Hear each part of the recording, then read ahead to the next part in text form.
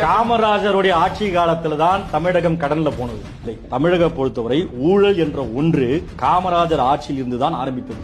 சும்மா அப்படி சொல்லாரு. காமராஜர் தனக்காக சொத்து சேர்க்கவில்லை, ஆனால் தான் சார்ந்த சமூகத்தவர் கள்ளநோட்டு சிவகாசியில் அடிக்கவும் விருதுநகரில் உணவுப் பொருட்கள் கலப்படம் பதுக்கம் செய்து பிழைத்தார்கள். இது காமராஜருடைய ஆட்சி காலத்தில். முக்தார் என்னென்ன பேசுறாரு நீங்க எடுத்து பாத்தீங்கன்னா அவர் செய்தது விமர்சனம் அல்ல, பழிச்சொல், இல்லாத பொல்லாத வதந்திகளை வந்து பேசுறது.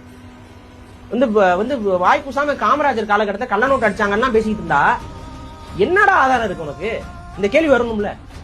சும்மா வந்து எவனோ ஒருத்தர் எங்கேயோ கிளப்பி விட்ட கட்டுக்கதைகள் எல்லாம் எடுத்து பேசி ஒரு கட்டுக்கதை யாருக்கு யாரெல்லாம் சொல்லலாம்ல. அப்ப கட்டுக்கதைகளை பேசும்போது ஒரு மிஸ்இன்ஃபர்மேஷனை ஸ்ப்ரெட் பண்றாரு ஊடகம்ங்கிற போர்வையில இருந்து. அப்ப பேசினவங்க மேலையும் அதை எடுத்து பப்ளிஷ் பண்ணவர் மேலையும் நடவடிக்கை எடுக்கணுமா எடுக்கக்கூடாதா? இப்ப நீங்க காமராஜரை மட்டும் பார்க்கக்கூடாது. தமிழகத்துடைய முதல்வராக இருந்தவர், தமிழகத்துடைய முதல்வராக இருந்த இவரை இவ்வளவு தரம் தாழ்ந்து இன்னைக்கு இப்ப ஒரே ஒரு கேள்வி, நாளைக்கு ஸ்டாலின் அவர்கள் சப்போஸ் பதவியை விட்டு விலகிவிட்டால் அடுத்த ஆட்சியில ஸ்டாலின் அவர்களை எவ்வளவு கேவலமா வேணாலும் பேசலாமா? இந்த கேள்வி வரும்ல. அப்ப உங்களுக்கு எப்படி எரியும்? அப்ப வந்து ஸ்டாலின் அவர்கள் எவ்வளவு வேணாலும் கேவலமா பேசட்டும்னு சொல்லிட்டு அன்னைக்கு அடுத்து வந்து எடப்பாடியோ இல்ல வேற யாரோ ஒரு முதலமைச்சரோ இருக்காருன்னு நீங்க அவர் வந்து அலோவ் பண்ணிட்டு இருந்தாருன்னா உங்களுக்கு எப்படி இருக்கும்? இதுக்கு பதில் சொல்லுங்க. என்னதான் இருந்தாலும் முதலமைச்சர் பதவியை வகித்தவர்களுக்கான ஒரு அடிப்பு. நீங்க விமர்சனம் பண்ணுங்க, நீங்க காமராஜரோட நடவடிக்கைகள்ல காமராஜரோட செயல்பாட்டுல உங்களுக்கு மாற்று கருத்து இருக்கு, இல்ல இது தவறான நடவடிக்கைன்னு சொன்னீங்கன்னா அந்த விமர்சனத்தை செய்வதற்கு முழு சுதந்திரம் முக்தாருக்கு உண்டு, உங்களுக்கு உண்டு, எனக்கு உண்டு, எல்லாருக்கும் உண்டு.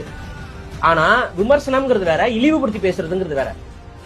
காமராஜருடைய தனிப்பட்ட வாழ்க்கை முறை இதெல்லாத்தையும் வந்து கேள்வி பண்றது, அதாவது அது உண்மையாக இருந்தா பரவாயில்ல, பொய்ய வந்து உண்மை மாதிரி உட்காந்து பேசி அவதூறு பரப்புறது இருக்குல்ல, அது மிஸ்இன்ஃபர்மேஷன் ஸ்ப்ரெட் பண்றது சட்டப்படி குற்றங்க. அதுக்கு என்ன நடவடிக்கை எடுத்துக்கீங்க நீங்க?